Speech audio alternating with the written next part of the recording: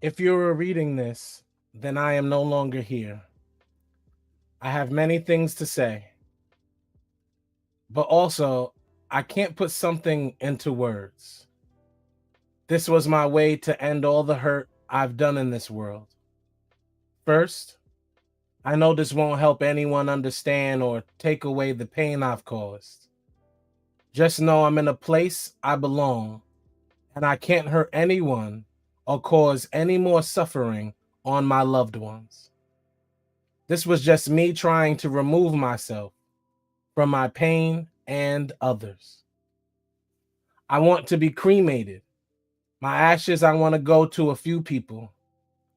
I want my ashes placed in a piece of jewelry for Brentley to have. I want my mom and dad to have some of them as well. I'll let my parents decide whoever gets a part of me. The rest I want scattered where I put in a lot of my energy. A place I made a home. The place where my heart will remain. A place where my soul is present. And the place where I decided to make a life with one woman besides my mother that I gave my whole heart to. This land is part of my heart. There's a tree near the side of the house where I buried a few of our pets. That's where I want to be laid to rest with my babies. To my son, Brentley, you are my greatest achievement. You had a rough childhood with the issue from your mother and our divorce. I always tried to put you first. I made sure you were free to express your mind. I always made it clear you could tell me everything and anything, and I would not be mad. You are my heart and a piece of me that I couldn't have had a better son. Best friend, you're a remarkable person. I backed you every single decision or action you have made. I thought that would make you strong and ready for life. Even as my son, I looked up to you. You've made me proud as a father and as a man. Your unconditional love helped me through a lot of difficult situations. I'm sorry I never taught you that this life is more difficult than anything I could prepare you for. The world is a very toxic and hurtful environment. I never wanted you to feel like I let you down. But as a father, I have. This is not your fault. You have a right to be angry. You have a right to blame who you want. But this was my decision, another bad one. You were the only reason I fought as long as I did. I love you, and I will always be around you. Talk to me. Never stop talking to me. Talk to me as if I'm standing in front of you, because I will be. I love you, son. To my parents, Roddy and Debbie, moms and pops, you were my rocks, my home, and I couldn't have asked for better parents. If there was a picture in the dictionary besides the definition of perfect parents, it would be of you two. Mom, thank you for being the perfect example that a mother should be. Thank you for stepping in and being a mother to my son when he needed a mom. You're the perfect mother and grandmother. Pops, you taught me to be a man, what my priorities should be as a father, and more. You were always there when I needed an ear, a pair of hands, and just to be there. Thank you for keeping me grounded when I lost my way. To both of you, it was special to me to have my parents together my whole life. It showed me what I wanted for myself, even when I effed things up. To my brothers, Kent, Roddy Jr., and Brent, also one I will talk about later. Kent, I said brothers because that's what we are, not half brothers. Brothers looking at you and brothers, not half brothers, brothers. Looking at you and Julie is what I strive to have in life. A marriage rooted in complete love and devotion. You always had my back when I needed you, and you always had the words when I needed to be told off. I thank you for being you. To Roddy Jr., we were not close growing up. We hated each other. We fought, we laughed, but we still knew we loved each other. I just wish we were closer longer. I love you, bro. To my brother, Brent, I say brother because that's what I saw you as. Not my nephew, but my little brother and friend. Thank you for always trying to hang out with me, even when I just didn't want to be around anyone. You are my brother. To my sister-in-laws, Julie, Brandy, and Amanda, where do I begin? Are y'all right in the head? Can't be to become a part of this family. I'm kidding. Thank you for being a part of my life and keeping my brother straight and sane. You all are truly special people. You have to be to deal with what we put you through. To my family, the Wolf Pack, the ones that probably won't get to hear this spoken, so please forward it to them. Kimmy, my sister, thank you for entering my life and being kind to me. You make sure that little girl is taken care of. Jared Allstar, thank you, my pastor and friend. Thank you for keeping me on my toes and making our hobby fun. Keep spreading his word. Keep loving your family. Keep making music to reach the youth and people in need of his word. Sing one for me. Thank you for being my friend. Ginger, my sister from another mister. Thank you for the love you showed me and being there. I love you. To the enforcer, my enforcer. Bro, you are a friend like no other. Thank you for doing shows with me and caring about me, checking in on me. I look up to your dedication to your family and your passions.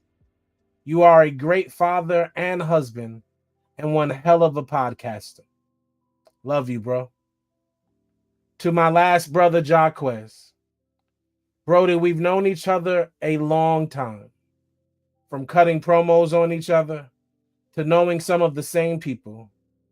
Bro, you've touched my heart more than you could ever imagine. You've been there for me more than most. You are my brother. I love you. I will be with you always. Keep doing the podcast. Keep the passion alive. Keep our passion and love of wrestling alive. I love you, Ja. I'll be waiting on you in the afterlife. Then we will meet each other in the ring and win those tag titles. I love you.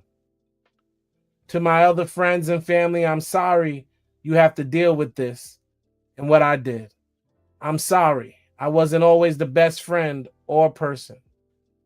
To my nieces, to Monkey, someone please repost her their picture of her opening shoes every year for her on her birthday. I love you, Monk. I'll check in on you just to make fun of you every chance I get. To Boo Boo, love you and hope you find happiness and get the things out of life. Melinda, we didn't know each other well, but I'm glad you connected with me to get to know you.